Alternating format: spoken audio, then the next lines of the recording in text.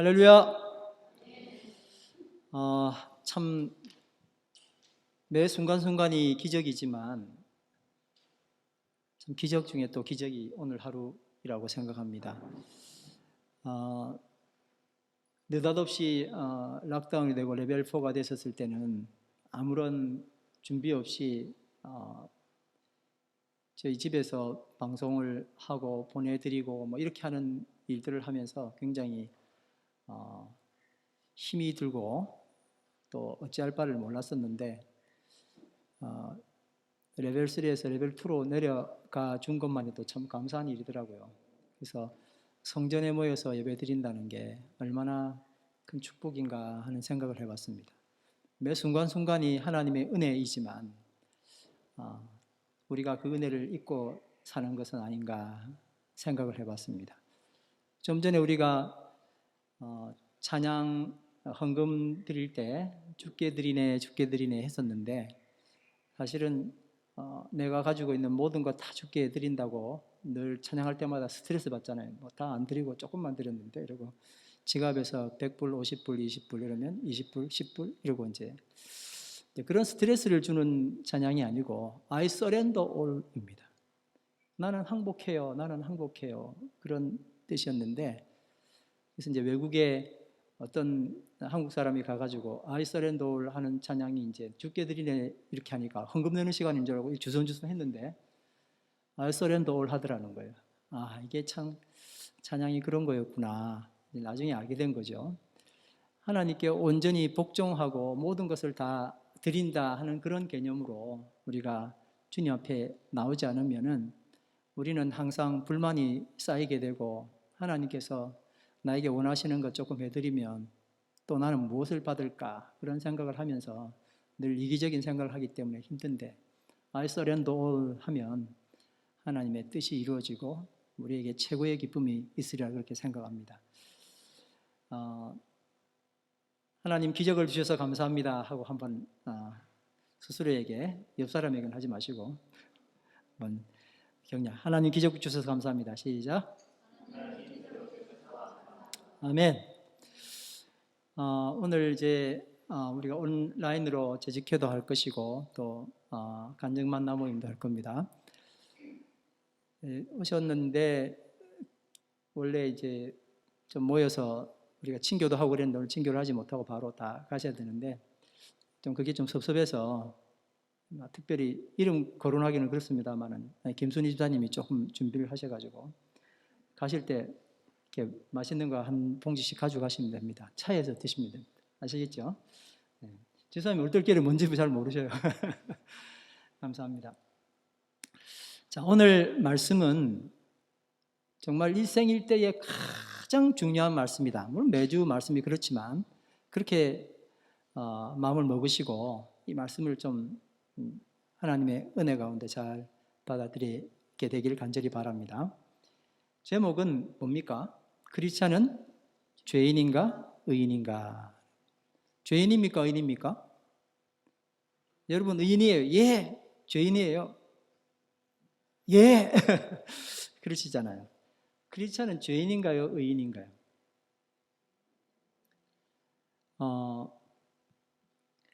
누가복음 18장에 있는 우리가 계속해서 이제 우리가 나눴던 말씀입니다만은 바리새인과 세리 비유에서 세리가 의롭다 함을 받은 것 정말 이해가 안 되는 부분입니다. 바리새인은 우리가 생각하는 것처럼 그렇게 선하게 성실하게 세상을 살고 그런 종교적인 일들을 다 했음에도 정말 똑같은 죄를 또 반복해 짓고 사람들 수탈해 나가는 세리가 오히려 의인이라고 하는 그런 말을 듣고 성전을 내려갔다 하는 것은 언제나 의아해 할 수밖에 없는 이야기였습니다.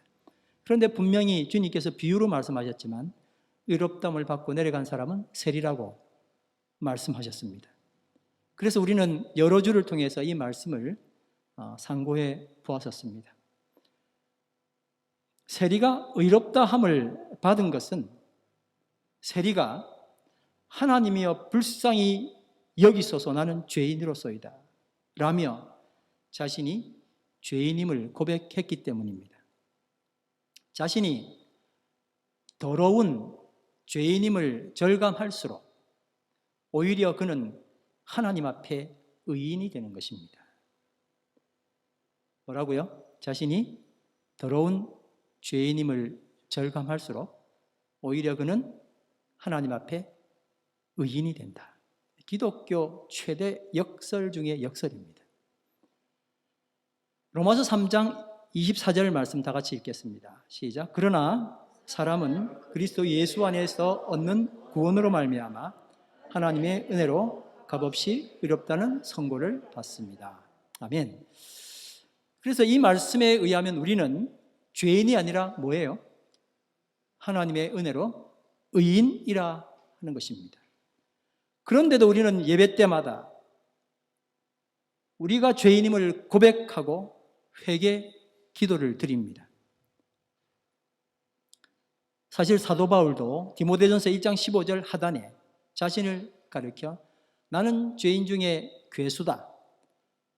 세번역 성경은 나는 죄인의 우두머리다 라고 고백을 했습니다. 디모데전서는 사도 바울 인생 말년 1차 로마 투옥 후에 쓴 목회 서신입니다. 그러니까 사도 바울의 신앙 최절정기에 있었던 때인데 그는 그 자신을 향하여 나는 죄인의 우두머리라고 고백한 겁니다. 혹시 우리가 모르는 숨겨놓은 어떤 죄를 짓다가 느닷없이 고백한 걸까요? 결코 그게 아닙니다. 사도 바울이 주님께 더 가까이 나아가면 나아갈수록 그 자신이 죄인이라는 것을 느낄 수밖에 없어서 전에는 그저 나는 괜찮은 사람 정도야 라고 자기 자신을 고백했다가 더 하나님과 가까워질수록 자기 자신이 죄인 중에 나는 정말 우두머리예요 라고 자신을 실토할 수밖에 없었던 겁니다. 더 죄인일수록 더 의인이 되는 역설이요 신비입니다. 그럼 과연 우리는 죄인인가요? 의인인가요? 자, 자기가 한번 질문해보면 나는 죄인일까 의인일까? 종교개혁자 마틴 루터가 이 질문에 대한 답을 이렇게 했습니다. 우리는 의인인 동시에 죄인이다. 아주 유명한 말입니다. Simul justus et peccator라고 아주 유명한 노래로 이렇게 만들어졌어요. 마틴 루터 하면은 이 말이 아주 유명한 말입니다. Simul justus et peccator. 의인이면서 동시에 죄인이다. 무슨 말이냐면 의롭다 함을 받은 성도가 부분적으로 한 부분 의롭고 한 부분은 좀 죄이고 이런 게 아니라 부분적으로 의롭고 부분적으로 죄가 아니라 전적으로 의인이고 그리고 전적으로 죄인이다. 그렇게 말한 겁니다. 자, 이 말이 이해가 안 될 수도 있습니다. 오늘 근데 말씀을 통해서 내 자신을 한번 바라보는 정말 한 번도 생각해 보지 못했던 일생일대에 교회 나와서 한 번도 생각해 보지 못했던 내 자신의 정확한 모습을 바라보는 시간 되기를 간절히 바랍니다. 마태복음 22장 9절 말씀 내 거리로 나가 아무나 만나는 대로 뭐라고요? 내 거리에 나가서 아무나 만나는 대로 청한 하객들과 같은 모습입니다. 신분상 아무나 그리고 무적격자들이었지만 어떻게 적격자가 됐죠? 예복을 입음으로 왕의 잔치에 적합한 하객이 된 것입니다. 제가 이제 이야기를 좀 많이 줄였습니다. 이미 다 아시리라고 생각하고 이 이야기는 줄여서 이야기한 겁니다. 전적으로 죄인이며 전적으로 의인이라 하는 것입니다. 여러분, 하객으로 초청받은 사람이 아무나였고 무적격자였고 죄인이든 의인이든 막 데리고 왔으니까 이 사람은 누군지를 전혀 모르는 거예요. 선택받고 초청받아서 온 사람이 아니라 아무나 데리고 왔단 말이에요. 그러니 전적으로 이 사람은 뭐예요? 죄인이에요. 그러나 뭐를 입었어요? 왕이 준비한 예복을 입었기 때문에 이분은 왕의 눈에 볼 때는 전적으로 뭐예요? 또 의인인 거예요. 그러니까 분명히 죄인인데 100% 분명히 의인이 된 거예요. 우리는 매일 하나님으로부터 죄 용서받는 의인입니다. 죄인이에요? 의인이에요? 라고 물어보면 뭐라고 대답해야 돼요? 죄 용서받는 의인입니다. 그렇게 대답하시면 됩니다. 한번 따라합시다. 죄 용서받는 의인입니다. 죄 용서받는 의인입니다. 아멘. 이건 역으로 우리는 죄를 짓는 의인이라는 뜻입니다. 그렇죠? 용서는 어떻게 받은 거예요? 죄를 지을 때 받는 거잖아요. 그러니 죄를 짓는 의인이라는 겁니다. 아유, 점점 더 부담스러워지죠? 나는 의인임에도 계속 죄를 짓고 있습니다. 이 말이 머리로는 도저히 용납되지 않습니다. 우리가 지금껏 들어왔던 이야기, 그리고 적어도 교회에서 했던 이야기는 하나님의 자녀라면 죄짓지 말아야지, 무슨 소리 하는 거야 하고 그 말을 우리가 동의하고 살았었잖아요. 그런데 멀리 갈 것 없습니다. 최근, 아니요 오늘 차 타고 오면서 혹은 어제 내 모습은 어땠습니까? 나는 여전히 위기에, 억울함에 대처하기 위해서 정말 망설일 틈도 없이 죄를 범했고 내 눈은 어느새 유혹에 빠져버리지 않았습니까? 나는 하나님의 자녀이고 의인임에도 불구하고 여전히 죄에 너무나 쉽게 노출되어 있고 그 죄를 범하고 있잖아요. 나는 죄를 짓는 의인이에요. 아닌 줄 알았는데 또 죄를 짓고 있네. 어떤 사람은 많이 짓고 어떤 사람은 좀 덜 짓고 할 뿐이지 여전히 죄를 짓는 의인인 거예요. 너무 가슴 아프지만 우리는 죄를 밥 먹듯 짓고 있는 죄인인데도 불구하고 하나님이 나를 의인이라 칭하신 것뿐이라는 거예요. 그래서 마태복음 6장 9절에서 13절 말씀, 그게 뭐죠 혹시? 주기도문이잖아요. 그죠? 주기도는 죄인들이 하는 기도일까요? 아예 죄를 지은 죄인들이 하는 기도일까요? 하나님의 자녀가 드리는 기도일까요? 하늘에 계신 우리 아버지요, 그러면 적어도 누가 드리는 기도예요? 하나님 자녀죠. 12절 말씀 다 같이 읽습니다. 다 아는 이야기지만 말씀이지만 읽습니다. 시작. 우리가 우리에게 죄 지은 사람을 용서하여 준 것 같이 우리 죄를 용서하여 주시고. 자녀임에도 의인임에도 우리는 계속 뭘 한다는 거예요? 죄를 짓는다는 거예요. 그러니 예수님께서 그 기도를 가르쳐 주신, 내 죄를 용서해 주십시오 하나님 이라고 기도하여라는 거예요. 반복한 죄임에도 그 죄를 자복하면 우리는 용서해 주시는 하나님의 은혜를 입는 것입니다. 여러분, 하나님 용서를 한 몇 번 정도 해 주실까요? 지난주에도 말씀드렸는데 베드로는 3번 하려다가 몇 번이라 그랬어요? 3번은 좀 그렇고 7번 그랬어요. 주님, 나에게 죄 짓는 사람 몇 번까지 용서해 주세요? 7번이면 어떨까요? 그랬더니 주님 뭐라고 말씀하셨어요? 70번씩 7번이라더라. 그러니까 490번, 7, 7, 49, 490번 하라. 490번 한다 치자고요. 하나님도 우리도 그렇게 하라 그랬었으니 하나님도 우리 죄를 용서하실 거 아니에요, 그렇죠? 그러면 여러분 어떤 죄를 용서해 주실까요? 좀 미안하니까 어제는 이 죄 지었는데 오늘은 좀 다른 죄 지으면 용서해 주시고, 똑같은 죄 반복하면 도대체 몇 번까지 용서해 주실까요? 똑같은 죄 반복하면 10번만 됐어 그만해 이제 그러실까요? 여러분, 우리가 가장 많이 짓는 죄가 무슨 죄예요? 똑같은 거지. 그 사람 태생이 그러니까 죄를 계속 반복하는 거예요. 그러니까 만약에 우리 하나님께서 나를 용서해 주지 않으면 정말 나 여기 서 있을 수가 없어요. 똑같은 죄 반복하고 또 반복해 수도 없이 반복하는데 용서해 주신다는 거예요. 그러니 우리 죄를 용서하시고라는 것은 하나님이 자기 자녀 의인에게 나는 내 피 공로로 너희 죄를 이미 다 용서한 거야 라고 이미 용서한 죄를 짓고 있는 거란 말입니다. 이제 우리는 우리의 리얼한 모습 직시해야 합니다. 나는 어쩔 수 없이 죄를 짓는 의인이다. 한번 따라 하실까요? 나는 어쩔 수 없이 죄를 짓는 의인이다. 어떤 분이 말도 안 돼요. 노력을 해야죠. 죄 안 짓게. 무슨 소리예요? 여러분, 어떤 사람은 또 이렇게 얘기합니다. 진짜 이 말씀 정말 대단하다. 이제 내 마음대로 죄져도 뭐 아무 소용, 뭐 관계 없겠네. 또 이렇게 말하는 양쪽 갈래가 있단 말이에요.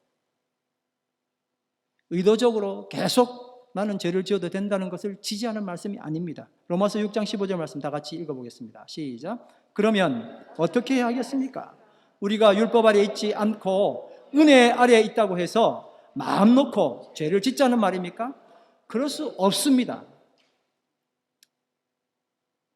여러분, 진짜 중요한 질문을 드려볼게요. 우리는 과연 최선의 노력을 하면 죄를 짓지 않고 살 수 있는 존재일까요? 한번 생각해 보세요. 최선의 노력을 하면 죄를 짓지 않고 살 수 있는 존재입니까? 정말 결코 아닙니다. 우리는 결코 우리의 어떤 노력이라도 하나님의 의를 만족시킬 수가 없습니다. 그래서 나는 어쩔 수 없이 죄를 짓는 의인이라고 실토하는 겁니다. 다시 한번 따라합시다. 나는 어쩔 수 없이 죄를 짓는 의인이다. 그러니까 나 저 가서 이제 내 마음대로 죄지어야지 의인이니까 그 말이 아니에요. 오늘 말씀을 들어보면 내가 얼마나 심각한 거를 이제 깨닫게 되는 거예요. 요한일서 1장 8절에서 10절 말씀, 오늘 본문 말씀이었었는데 한번 읽겠습니다. 시작. 우리가 죄가 없다고 말하면 우리는 자기를 속이는 것이요 진리가 우리 속에 없는 것입니다. 우리가 우리 죄를 자백하면 하나님은 신실하시고 의로우신 분이셔서 우리 죄를 용서하시고 모든 불의에서 우리를 깨끗하게 해주실 것입니다. 우리가 죄를 지은 일이 없다고 말하면 우리는 하나님을 거짓말쟁이로 만드는 것이며 하나님의 말씀이 우리 속에 있지 아니합니다. 어쩔 수 없이 죄 짓는 의인, 어쩔 수 없이 죄 짓는 죄인이 있는가 하면 우리는 어쩔 수 없이 죄 짓는 다행스럽게 의인이 된 거예요. 여러분, 표면적으로는요, 최고의 신앙 정점에 있었던 다윗, 10년 세월 사울의 살해의 위협에도 불구하고 하나님 앞에서 어떤 죄도 범하지 않고 죽일 수 있는 기회가 몇 번 있어요. 나는 절대 그렇게 하지 않을 거야. 그렇게 순전하게 하나님 앞에 있었던 사람, 정말 순탄하게 하나님의 뜻으로 정권 교체 이룬 왕이 다윗이었습니다. 그렇게 잘 만들어가는 어느 순간에, 정말 어느 한순간에 나락으로 떨어진 사건이 있었습니다. 잘 아시죠? 밧세바라고 하는 우리아의 아내, 자기 부하입니다. 충직한 부하 우리아의 아내, 그 사람과 간통을 한 겁니다. 정말 신앙 최고 정점에 있었을 때 이야기예요. 그리고 그 많은 이야기는 생략하지만 회개하면서 썼던 시편이 시편 51편입니다. 우리는 시편 51편을 통해서 다윗의 적나라한 모습과 마주합니다. 5절입니다. 시작. 실로 나는 태어날 때부터 이미 죄인이었고 어머니의 태 속에 있을 때부터 죄인이었습니다. 다윗이 이 고백을 한 것은 뭐 형편없을 때 이때 한 고백이 아니고 하나님의 사랑을 받는, 모든 사람의 존경을 받았던 성군이었을 때 느닷없이 떨어진 거예요. 그런 그였지만 죄인으로 태어나서 뭐라고요? 죄인으로 태어나서 뭐라고요? 죄 속에 살며 뭐라고요? 죄를 먹고 뭐라고요? 죄를 배출하고 이런 자신의 모습을 고스란히 고백한 겁니다. 나는 죄로 태어났어요 하고 피한 게 아니라 나 원래 그런 사람 아닌데 죄로 태어나서 어쩔 수 없어요 하고 핑계대는 게 아니라 내 모습, 리얼한 모습을 이야기한 거예요. 나는 죄인으로 태어났어요. 죄 속에서 살았어요. 죄를 먹었어요. 그리고 죄를 배출해요. 나는 그런 사람이었던 걸 몰랐던 거예요. 욥기 15장 14절에서 16절 말씀 한번 보겠습니다. 같이 여러분 정말 중요한 말씀인데 같이 보겠습니다. 시작. 인생이 무엇이기에 깨끗하다고 할 수 있겠으며 여인에게서 태어난 사람이 무엇이기에 의롭다고 할 수 있겠는가? 바로 그것이다. 하나님은 당신의 천사들마저도 반드시 신뢰할 수 있다고 여기지는 않는다. 그게 공동번역에는 하늘에 있는 거룩한 자들 중에도 하나님께 신뢰받을 만한 자 없고 하나님 그 정도로 완벽하고 깨끗한 분이잖아요. 그 다음 계속 있습니다. 시작. 그분 눈에는 푸른 하늘도 깨끗하게만 보이지는 않는다. 하물며 구역질 나도록 부패하여 죄를 물 마시듯 하는 사람이야 어떠하겠느냐. 인생이 어떻게 깨끗하겠냐는 거예요. 그러니 다윗은 자신이 비록 하나님의 자녀임에도 그 속에서 결코 의와 선을 생산할 수 없는 어쩔 수 없이 죄를 짓는 의인임을 만천하에 자기 자신을 공개한 겁니다. 우리 교회 오면 목사님, 집사님 이러면서 죄 없는 척 하잖아요. 옷 입은 만큼. 근데 다윗이 자기 자신의 모습을 바라보고는 너무너무 리얼한 자기 모습을 시편을 통해서 드러냈어요. 죄악 중에서 출생하였으며 라는 말이 핑계가 아니고 야, 아마 정말 안 되는구나. 하나님의 은혜 아니면 여기 서 있을 수가 없구나. 그러니 하나님 정말 이런 나를 보시고 떠나가지 마시고 주의 성령을 거둬가지 마십시오 하고 정말 간절하게 기도한 거예요. 자기는 잘 될 줄 알았어요. 좀 있으면은 더 세련돼지고 더 괜찮아질 줄 알았어요. 그런데 하루아침에 나락으로 떨어졌잖아요. 예수님께서는 마가복음 7장 20절에서 23절에 죄를 배출하는 사람의 모습 이렇게 리얼하게 말씀하셨어요. 시작. 사람에게서 나오는 것 그것이 사람을 더럽힌다. 나쁜 생각은 사람의 마음에서 나오는데 곧 음행과 도둑질과 살인과 간음과 탐욕과 악의와 시기와 방탕과 악한 시선과 모독과 교만과 어리석음이다. 이런 사람을 더럽힌다. 여러분, 전에는 우리가 이 말씀을 보면 사람 속에서 뭐가 나오는구나. 그게 아니고 외부로부터 은혜가 주어지지 않으면 사람 속에서 나오는 건 그냥 전부 다 이거라는 거예요. 주님께서 말씀하십니다. 사람 속이 더럽지 손 씻지 않고 뭐 먹어요? 더럽잖아요. 이랬더니 그게 아니고 네 속에 있는 게 더 더러운 거야. 그러니 우리에게서 나오는 어떤 것도 하나님의 의를 만족시킬 수 없다는 것입니다. 욥기 25장 4절에서 6절. 그러니 시작. 그러니 어찌 사람이 하나님 앞에서 의롭다고 하겠으며 여자에게서 태어난 사람이 어찌 깨끗하다고 하겠는가.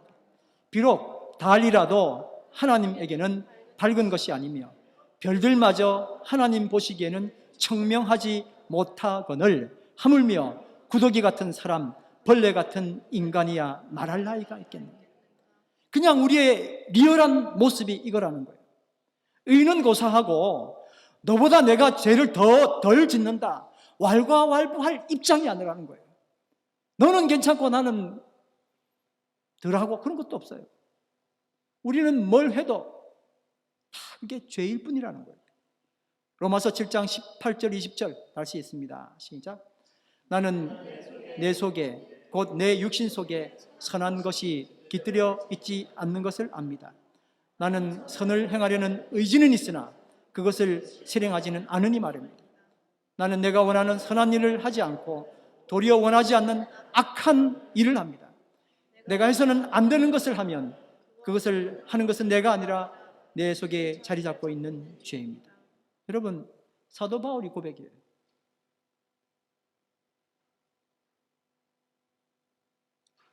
로마서를 썼을 때, 이 은혜의 말씀을 썼을 때 사도 바울은 아주 신앙이 뒤처지고 이런 때가 아니었어요. 그런데도 자기 자신을 보고 내 속에 선한 것이 없다고 깨닫는 거예요. 그러니까 어디 길거리 가다가 만나가지고 못된 짓 하는 사람, 그 사람하고 비교를 하면 되는 게 아니고요. 그렇게나 앞으로 나가고 정진함에도 불구하고 자기 속에 또 죄가 또 보이는 거예요. 그랬더니 나는 선한 사람이 아니야, 나는 선한 것을 할 수가 없네요 하고 나의 한계를 그냥 드러낸 거예요. 그러니 나에게서 나온 어떤 의의가 하나님을 만족시키는 것이 아니라 하나님의 의의가 나에게 덮어짐으로 하나님이 만족하신 겁니다. 아멘. 내가 뭔가를 드러냈더니 하나님은 어우 좋아가 아니고 하나님이 그냥 덮어 놓으시고는 야, 너 이쁘다라고 말씀하셨던 거예요. 그것밖에 없다는 거예요. 하나님께서 매일 매순간 이렇게 날 용서하시고 예뻐하시는 겁니다. 그래서 시편 32편 1절 2절 말씀입니다. 다 같이 읽습니다. 복되어라 거역한 죄 용서받고 허물을 벗은 그 사람, 주님께서 죄 없는 자로 여겨주시는 그 사람, 마음에 속임수가 없는 그 사람, 그는 복되고 행복하다. 여러분, 마음에 속임수가 없다는 게 바로 그거예요. 나는 죄인이에요 라는 거예요.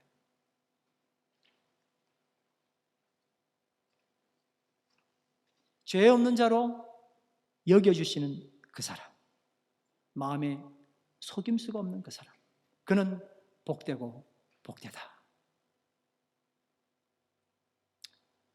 또 질문합니다. 그럼 과연 주님께서 받으시기에 합당한 것이 나에게 있기나 한 겁니까? 나에게서 나오는 모든 것이 이토록 죄뿐인데 아무것도 드릴 것이 없는 건가요? 이에 대해서 시편 51편 다윗이 이렇게 고백했습니다. 16절 17절 시작. 주님은 재물을 반기지 않으시며 내가 번제를 드리더라도 기뻐하지 않으십니다. 하나님께서 원하시는 재물은 있는데 찢겨진 심령입니다. 오 하나님, 주님은 찢겨지고 짓밟힌 마음을 멸시하지 않으십니다. 다윗은 하나님이 원하시는 것은 자신에게서 나오는 어떤 재물도 어떤 예배도 기뻐하시지 않으시고 다만 상한 심령임을 간파했습니다. 그러니 이런 죄덩어리인 우리가 하나님 앞에 드릴 최고의 선, 최고의 의는 상한 심령이라는 것입니다. 숨김없이 자신의 모습을 고백하는 것, 그것 하나 이쁜 거예요. 나는 죄를 지을 수밖에 없는 하나님의 자녀다. 이것이 우리의 진정한 모습입니다. 그러니 이런 우리가 하나님 앞에 최고의 선, 최고의 의는 율법을 잘 지키는 것이 아니었던 겁니다. 또 높아심에서 말씀드립니다. 그럼 율법 지키지 말아야지, 이 뜻이 아니에요. 지켜나감에도 불구하고 아니라는 거예요. 그게 내가 이룰 수 있는 조건이 아무것도 아니라는 거예요. 로마서 3장 20절 말씀 시작. 그러므로 율법의 행위로 그의 앞에 의롭다 하심을 얻을 육체가 없나니 율법으로는 죄를 깨달아. 하나님이 죄인에게 요구하시는 선함, 의는 자신이 죄인임을 아는 것입니다. 그리고 나는 죄인입니다, 나를 불쌍히 여기소서라고 기도드리는 것입니다. 하나님의 은총으로 용서받음의 기쁨을 누리는 것입니다. 그러므로 하나님은 하나님에게 있어서는 인간 최고의 선은 자신이 죄인임을 고백하는 것 외에는 아무것도 없는 것입니다. 근데 지금껏 긴 말씀으로 설명했지만 죄인이면 죄인이고 의인이면 의인이지, 죄 짓는 의인은 도대체 뭐야 하고 또 머리로 받아들이기 힘든 것도 사실입니다. 근데 여러분, 성경은 우리가 죄인일수록 더욱 의인이 된다는 것을 계속 지지하고 있습니다. 너무 이해하기 힘든 역설입니다. 차라리 예수님은 완전하신 하나님이시고 완전하신 인간이시다, 이게 더 이해가 쉬울 지경입니다. 그러나 우리가 의인일수록 더욱 죄인이 된다는 것은, 이걸 만약에 여러분 오늘 말씀으로 깊이 있게 받아들이게 된다면 우리 신앙과는 정말 놀라운 변화를 맞게 될 겁니다. 바울은 그의 인생 말년에 자기 자신을 죄인 중에 괴수라고 실토했지만 우리가 다 알잖아요. 오히려 우리는 하나님이 기뻐하시는 멋진 의인 한 사람을 볼 수 있게 된 것입니다. 근데 여러분, 우리가 만약에 의인이 될 목적으로 나의 모습을 하나님께 고백한다, 이건 악입니다. 우리는 하나님의 덮어주시는 의로 인하여 내가 죄인임을 고백할 수밖에 없게 된 것을 알아야 합니다. 한번 따라합니다. 우리는 하나님이 덮어주시는 의로 인하여 내가 죄인임을 고백할 수밖에 없게 되었다. 예. 구약의 대표적인 선지자 이사야는 고위직 가문 출신이고 어려움에 봉착한 유다 왕국에서 하나님의 부르심을 받았습니다. 나름의 사회적, 종교적 자부심과 긍지를 가진 이사야가 우시야 왕이 죽던 해 어느 날 환상을 봅니다. 어떤 환상을 봤냐면 높이 들린 보좌에 앉아 계시는 주님을 뵙게 된 것입니다. 이사야 6장 5절 말씀 다 같이 읽습니다. 시작. 나는 부르짖었다. 재앙이 나에게 닥치겠구나. 이제 나는 죽게 되었구나. 나는 입술이 부정한 사람인데 입술이 부정한 백성 가운데 살고 있으면서 왕이신 만군의 주님을 만나 뵙다니. 여러분, 이게 주님을 보고 내가 한마디 하긴 해야 되겠는데 나 죽게 됐어요, 이게 시를 읊은 게 아니에요. 그냥 죽게 되었구나. 나 큰일 났네. 재앙이 나에게 닥치겠구나. 내같이 입술이 부정하고 입술이 부정한 백성 가운데 살고 있는, 다 보니까 빛 가운데 가니까 죄가 더 드러나잖아요. 그러니까 난 죽었구나. 자기 자신을 그냥 토를 한 거예요.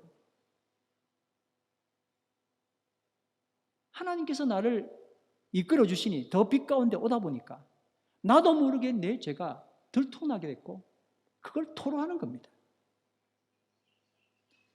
죄를 자복해서 그 대가로 의인이 되는 게 아니라 하나님의 의로 내 죄가 가려주게 되니 내가 좀 더 주님께 가까이 가게 되는 겁니다. 그런데 나는 내 모습에 화들짝 놀랄 수밖에 없게 됩니다. 그래서 나는 죽을 인간이구나. 나는 부정을 먹고 마시고 배설하는 사람이구나 라며 나의 리얼한 모습을 토로하는 겁니다. 그러니 더 의인이 될수록 나는 더 죄인이 되는 것입니다. 여러분 한번 생각해 보시죠. 산이 아주 저기 멀리 떨어져 있을 때는 내 엄지손가락으로도 그 산 이렇게 하면 다 가려집니다. 그러나 내가 그 산에 조금씩 접근하게 되면 나는 더 작아지고 산은 점점 더 커지겠죠. 마침내 내가 산 앞에 이르면 그 만만하던 산이 태산이 되고 태산인 줄 알았던 나는 거기에 점이라는 걸 알게 되는 것입니다. 태양이 아주 멀리 떨어져 있을 때는 내 엄지손가락으로 태양을 가릴 수 있을 것 같습니다. 그러나 내가 그 태양에 조금씩 접근을 하게 되면 나는 더 작아지고 태양은 점점 더 커지겠죠. 지구보다 몇백 배 큰 태양인데요. 마침내 내가 태양 앞에 이르고 그 만만하던 태양은 우주이고 우주인 줄 알았던 나는 1초도 견디지 못하는 먼지임을 자각하는 것 아닙니까? 내가 하나님과 아주 멀리 떨어져 있을 때는 내 빛으로도 하나님의 빛을 가릴 수 있을 만큼 만만했었습니다. 그러나 내가 주님의 덮어주시는 은혜로 하나님께 조금씩 가까워지게 되면 내 빛은 의미를 잃고 주님의 빛은 점점 더 밝게 빛나게 됩니다. 내가 주님 앞에 이를수록 내 빛은 죄가 되고 주님의 빛 앞에 나의 초라한 모습은 더 확연하게 드러나게 됩니다. 예를 좀 들겠습니다. 우리 서집사님이 좀 아프셔서 병원에 계셔서 이제 서집사님 말로는 이제 거의 죽을 뻔하셨다고 그렇게 말씀하셨습니다. 이제 가서 잠깐 말씀을 나누는데 그렇게 아팠던 것이 하나가 다 벗어지고 났더니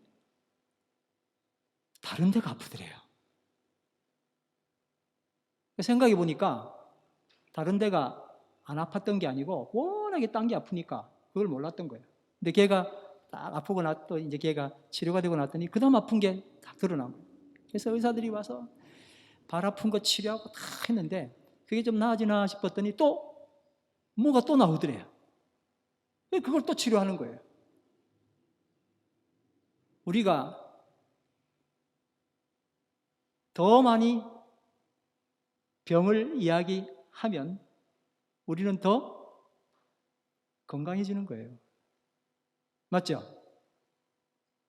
근데 아픈 거 이야기 안 하면 건강한 겁니까? 그거 사라졌더니 또 뭐가 또 나오는 거예요. 그거 사라졌더니 또 뭐가 나와요. 이야, 나한테 이렇게 뭐가 아픈 게 많았는데 하나님이 하나씩 하나씩 다 고쳐주시는구나. 좋은 말씀 한마디 하셨습니다. 하나님이 나 고쳐주셨으니 나 이제 주를 위해서 뭘 해야 될지 생각을 좀 해봐야 되겠다.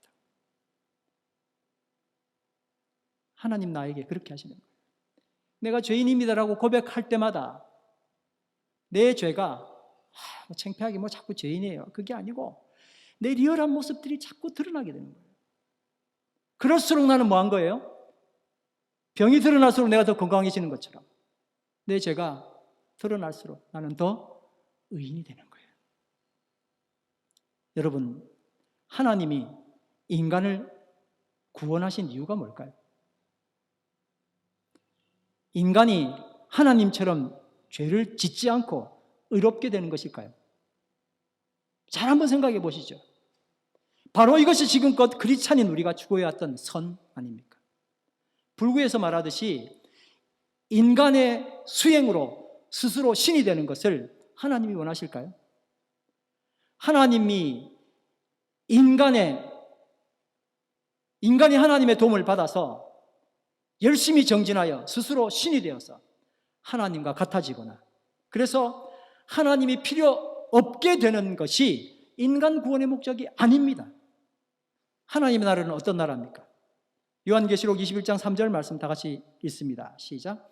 내가 들으니 보좌에서 큰 음성이 나서 이르되 보라 하나님의 장막이 사람들과 함께 있으며 하나님이 그들과 함께 계시리니 그들은 하나님의 백성이 되고 하나님은 친히 그들과 함께 계셔서. 여러분 맥락이 보이시나요 혹시? 하나님과 함께 하는 것이 이게 구원의 목적이고 그게 하늘나라예요. 인간 구원의 목적과 하나님 나라의 골격은 하나님이 사람과 함께 거하는 것입니다. 따라합니다. 하나님이 사람과 함께 거하시는 것. 마귀는 이걸 알고 교묘한 술책으로 아담과 하와를 하나님 없는 나라, 내 마음대로 되는 나라, 내가 좋아하는 것 가득 찬 나라, 그런 파라다이스로 유혹을 했고 아담과 하와는 이 미혹에 빠졌습니다. 죄에 빠진 자기 백성을 불쌍히 여기신 예수님께서 이 땅에 오셔서 그 죄를 파하시고 원상 회복시키셨습니다. 마태복음 1장 23절 말씀 시작. 보아라 동정녀가 잉태하여 아들을 낳을 것이니 그의 이름을 임마누엘이라고 할 것이다 하신 말씀을 이루려고 하신 것이다. 임마누엘은 번역하면 하나님이 우리와 함께 계시다는 뜻이다. 임마누엘 번역하면 무슨 뜻이라고요? 하나님이 우리와 함께. 하나님이 나를 완벽하게 만들어 놓고 어디 가시는 거고, 하나님 나를 완벽하게 만들어서 하나님 떠나서 내가 마음대로 사는 게 아니라 하나님과 내가 함께 거하는 것, 이게 최고의 의라는 거예요. 하나님이 우리와 함께 계시다. 이것이 사람에게서 이루어지는 것이 바로 의인의 삶입니다. 요한복음 15장 4절 5절 다 같이 읽습니다. 주님의 정원에서 1번, 2번, 3번, 4번 설교했었던 거 기억납니다. 그렇죠? 여러분, 왜 그 말씀을 그렇게 했는지 이제 좀 보일 거예요. 다 같이 읽습니다. 내 안에 머물러 있어라. 그리하면 나도 너희 안에 머물러 있겠다. 가지가 포도나무에 붙어있지 아니하면 스스로 열매를 맺을 수 없는 것과 같이 너희도 내 안에 머물러 있지 아니하면 열매를 맺을 수 없다. 나는 포도나무여 너희는 가지이다. 사람이 내 안에 머물러 있고 내가 그 안에 머물러 있으면 그는 많은 열매를 맺는다. 너희는 나를 떠나서는 아무것도 할 수 없다. 이게 의인이고 아는 차예요. 하나님과 함께 해야 의인인 거예요. 내가 뭘 잘해서 의인이 아니에요. 한번 따라합니다. 너희는 나를 떠나서는 아무것도 할 수 없다. 하나님이 원하시는 나를 향한 구원의 열망은 내가 내 스스로 완전해지고 내가 완전해져서 하나님도 도와드리는 사람이 되는 게 결코 아닙니다. 될 수도 없거니와 이 시도가 죄입니다. 오늘 암송 말씀 다 같이 읽습니다. 시작. 우리가 죄를 지은 것이 없다고 말하면 우리는 하나님을 거짓말장이로 만드는 것이며 하나님의 말씀이 우리 속에 있지 아니합니다. 우리 다 같이 일어나서 찬양합니다. 나는 지극히 작은 자, 죄인 중에 괴수, 부익한 날 부르셔서 간절한 기대와 소망 부끄럽지 않게 십자가 전하게 하셨습니다. 오늘 말씀 생각하시면서 이 찬양 함께 드립니다. 난 지극히 작은 자, 죄인 중에 괴수, 무익한 나 부르셔서 간절한 기대와 소망 부끄럽지 않게 십자가 져게 하셨네. 어디든지 가리라 주 위에 서라면 나는 전하리 그 십자가. 내 몸에 맨 십자가 그 보혈의 향기 온 세상 채울 때까지 살아도 주를 위해 죽어도 주를 위해 사나 죽으나 난 주의 것. 십자가의 능력 십자가의 소망 내 안에 주만 사시는 것. 난 지극히 작은 자 죄인 중에 괴수 무익한 날 부르셔서 간절한 기대와 소망 부끄럽지 않게 십자가 져게 살아도 주를 위해 살아도 주를 위해 죽어도 주를 위해 사나 죽으나 난 주의 것.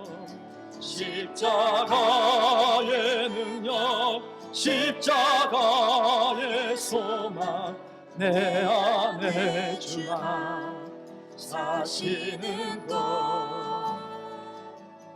난 지극히 작은 자 죄인 중에 괴수 무익한 날 부르셔서 간절한 기대와 소망 부끄럽지 않게 십자가 전케 하셨네.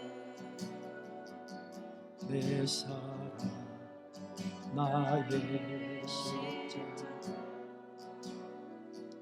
합심해서 기도하시겠습니다. 오늘 말씀 생각하시면서 하나님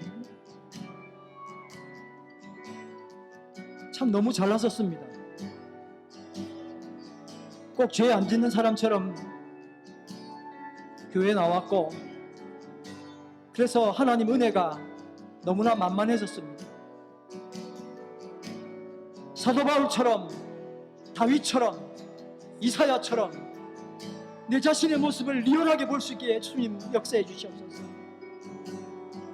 뭘 해도 죄밖에 될 수 없는 나를 사랑해 주신 하나님의 은혜에 감사하여, 덮어주시는 그 은혜에 감사하여 교회에 나왔는데 아직도 누군가를 시기하고 용서하지 못하고 여전히 내 잘난 맛에 살고 있는 나를 용서하여 주시옵소서.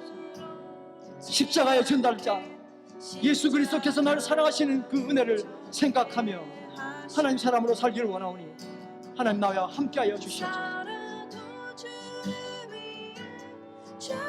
너무나 부끄러운 내 모습 주님 앞에 나갑니다. 하나님 함께하여 주시옵소서. 선한 것 하나도 없는 내 마음, 사랑하지도 못하는 내 마음, 이 더럽고 누추한 것, 밥만 먹고 싸듯이 죄를 먹고 죄를 생산할 수밖에 없는, 죄를 배출할 수밖에 없는 죄를 주님 용서하여 주시고 나의 리얼한 모습 때문에 진정한 예배가 될 수 있도록 축복하여 주시옵소서. 살아도 주를 위해, 죽어도 주를 위해, 살아도 주를 위해 죽어도 주를 위해 사나 죽으나 난 주의 것. 십자가의 능력, 십자가의 소망, 내 안에 주나 사시는 것. 난 지극히 작은 자, 죄인 중에 괴수, 무익한 나 부르셔서 간절한 기대와 소망 부끄럽지 않게 십자가 전케 하셨네. 내 사랑 나의 십자가, 내 사랑 나의 십자가. 박사모님 피아노 반줄 좀 더 해주시고 우리 한 1분 정도 다시 한 번 더 개인적으로 주님 앞에 나가는 기도를 드리도록 하겠습니다.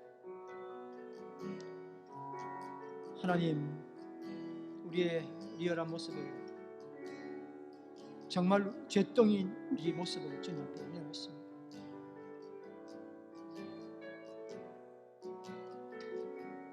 이토록 은혜 가운데 날마다 우리 역사하시는데도 불구하고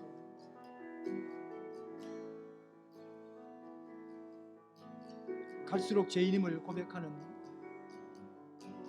의인이 될 수 있기를 주님 소원합니다.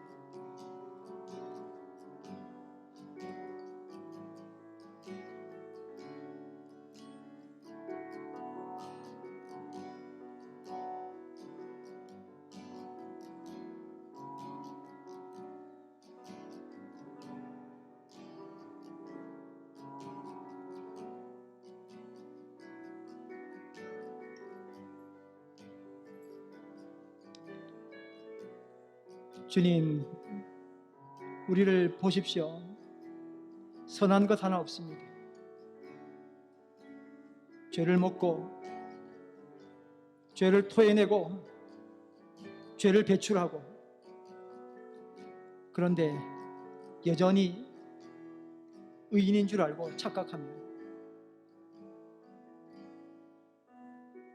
내 속에서 나온 무언가가 나를 의인 만드는 줄 착각하고 용서하지 못하고 끌어안지 못하고 비난하고 비교하며 살았습니다.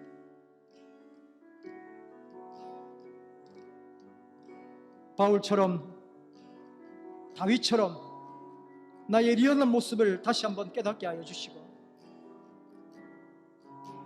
그런 나에게 하나님 역사하셔서 예배하게 하시고 의롭다 하신 그 크신 은혜를 찬양할 수 있는 진정한 예배자 될 수 있도록 주님 축복하여 주시옵소서.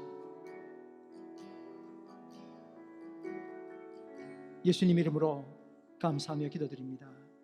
아멘.